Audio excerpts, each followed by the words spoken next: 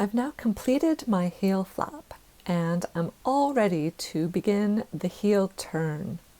So on our first sock here, we can have a look at where we are. I have knit the cuff and the leg and just this bit, the heel flap. And now you see we have this little bit of fabric that literally turns the direction of the fabric to accommodate that roundness in your heel. And it is going to continue the slip stitch pattern in our heel flap to come all the way around, and with a combination of short rows and decreases we make that really sharp turning. So I have my right side facing. I'm ready to work a right side row, and my first row is the heel flap row 1. And we're going to continue the pattern, the slip stitch pattern, as established by slipping our first stitch purlwise with the yarn to the back and then knitting our second stitch. And we're going to repeat those 2 stitches a number of times depending on what size you're knitting. You have instructions for that. So I am going to work not all the way across the row, just the number of times specified. For me, I'm going to repeat those 2 stitches 9 times. I've worked the required number of stitches, and the next instruction is to slip 1 more stitch for my size, which I do as before, and the next instruction is for a decrease. It's a left-leaning decrease. Slip 1, knit 1, pass the slip stitch over. In this instance, we are slipping that stitch knitwise. That's quite important. You knit the next stitch, and then you pass that slip stitch up, over, and off your needle.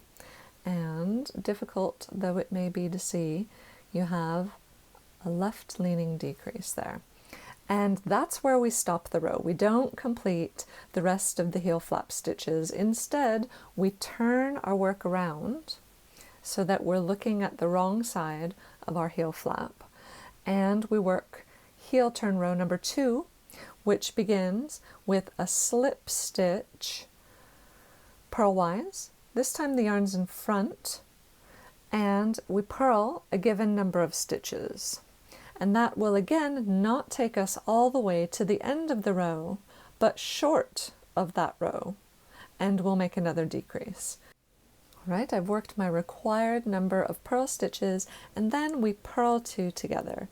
So my decrease is a right-leaning decrease, purl 2 together, and then again I'm going to turn my work around so that the right side is facing.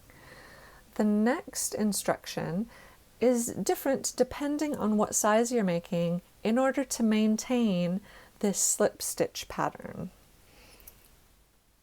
I've worked across in my slip stitch pattern now to 1 stitch before the gap. And I'm going to close that gap by working my decrease. The decrease being slip 1 knitwise, knit 1, pass that slip stitch up, over, and off. And then I turn my work. And I'm looking at the wrong side of the heel flap. I'm going to work across, again maintaining the pattern, and again close that gap by working a decrease. This sort of moves the gap along the edge, and I will have finished my heel turn when I've incorporated all the stitches on this side of the gap on either side. And here is my heel turn complete. You can see I've decreased a significant number of stitches, and we have these lines of decrease on either side here where your heel will just sit in the sock.